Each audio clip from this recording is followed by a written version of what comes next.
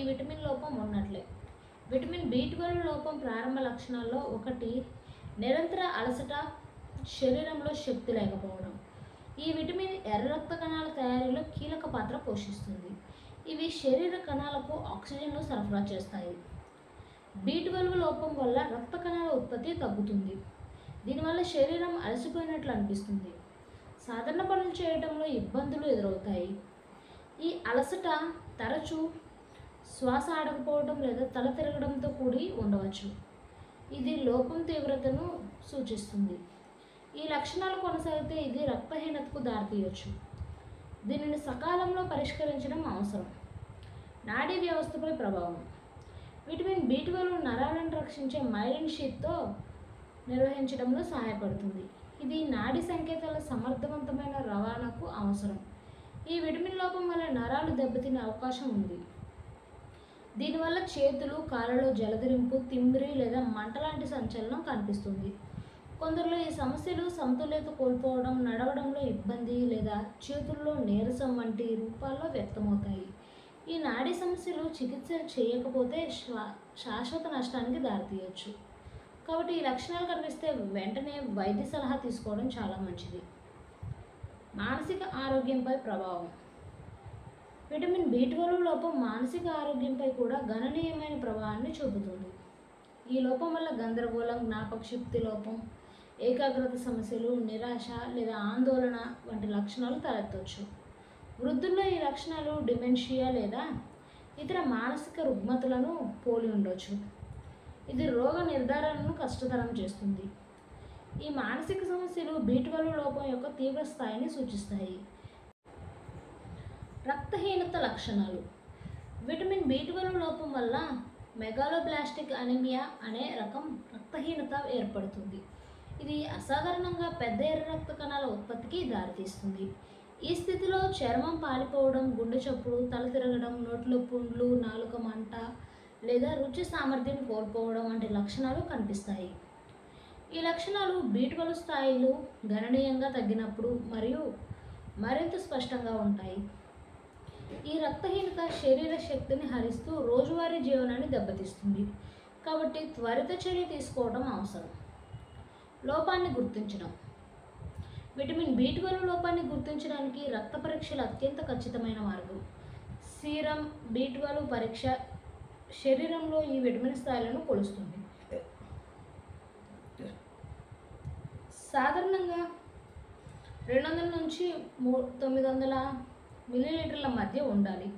అదనంగా హోమోసిస్టిన్ మరియు మెథైల్ మలోనిన్ ఆమ్లం స్థాయిలను కొలిచే పరీక్షలు లోపం యొక్క తీవ్రతను నిర్ధారిస్తాయి.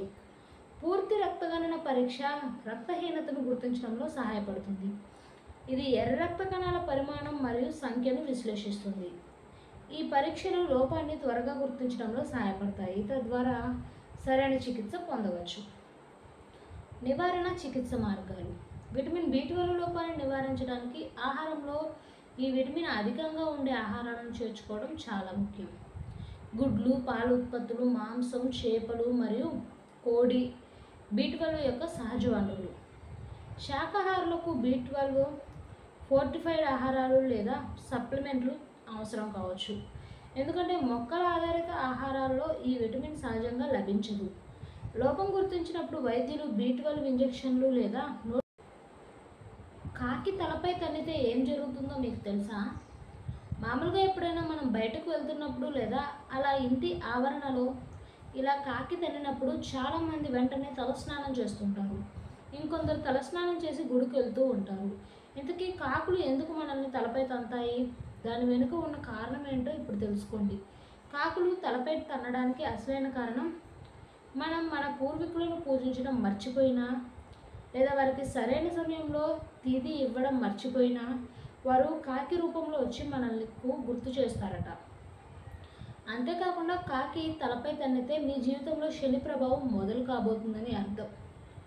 ఇలా జరగడం వల్ల జీవితంలో మీరు ఎన్నో సమస్యలను ఎదుర్కోబోతున్నారని అర్థం.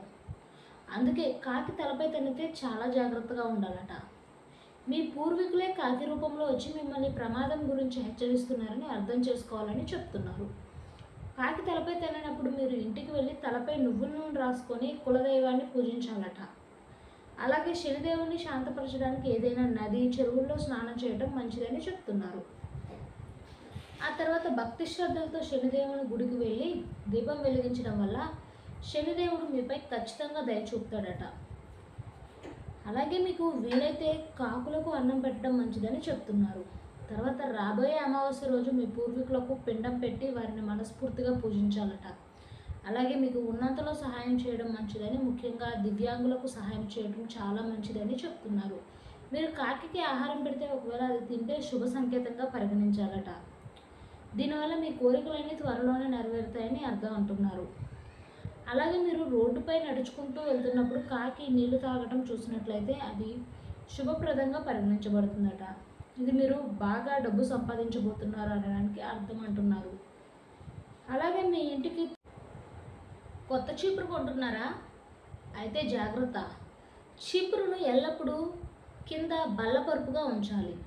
ఇక కొత్త చీపురు కొనాలనుకుంటున్నప్పుడు సరైన రోజు చూసుకొని కొంటేనే మంచిది అని అంటున్నారు. సోమవారం చీపురుని కొనడం అశుభంగా చెప్తున్నారు. శనివారం కూడా చీపురు కొనకూడదట. దీనివల్ల శనిదోషం కలుగుతుందని నమ్ముతారు.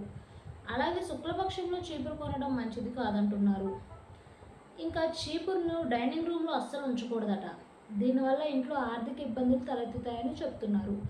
అలాగే కొత్త ఇంట్లోకి ప్రవేశించేటప్పుడు మురికి, దుమ్మును తొలగించడానికి కొత్త చీపురును ఉపయోగించాలని చెప్తున్నారు. ఇలా చేయకపోవడం వల్ల ఇంట్లో సానుకూల శక్తితో కూడిన వాతావరణాన్ని సృష్టిస్తుంది. ఇంట్లో ఆనందం, శాంతి నెలకొంటాయి. గురువారం రోజున కొత్త చీపురు కొనడం శుభప్రదంగా చెప్తున్నారు. అది కూడా కృష్ణపక్షంలోనే. గురువారం చీపురు కొంటే లక్ష్మీదేవి అనుగ్రహం కలుగుతుందని నమ్ముతారు. ఈ సమాచారం కేవలం తెలుసుకోవాలని ఉంటుంది ఎవరికైనా.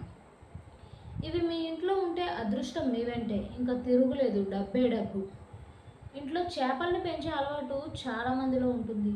ముఖ్యంగా అక్వేరియంలో రంగురంగుల చేపలు ఉండడం చూడటానికి బాగుంటుంది, కానీ కొన్ని ప్రత్యేకమైన చేపలు ఉంటే అదృష్టం కూడా కలిసి వస్తుందని వాస్తు నిపుణులు చెప్తున్నారు. డ్రాగన్ ఫిష్ ఇంట్లో పెంచితే మంచి ఫలితాలు వస్తాయని నమ్మకం ఉంది. వాస్తు ప్రకారం ఈ చేప సంపదను ఆకర్షిస్తుందని చెప్తారు. దాంతోపాటు ఇంట్లో శ్రేయస్సు పెరుగుతుంది. గోల్డ్ ఫిష్ ఉండడం వల్ల ఇంట్లో ప్రశాంతత వస్తుంది, అదృష్టం కూడా కలుగుతుంది. దీనివల్ల ధన సంపత్తి పెరిగే అవకాశం ఉందని నిపుణులు అంటున్నారు. ఆర్థిక ఇబ్బందులు రావు అని కూడా చెప్తున్నారు. బ్లాక్ మూర్ గోల్డ్ ఫిష్, ఇది ఇంట్లో ఉన్నప్పుడు పాజిటివ్ ఎనర్జీ పెరుగుతుంది, చెడు దృష్టి ప్రభావం తగ్గుతుంది, ప్రశాంతత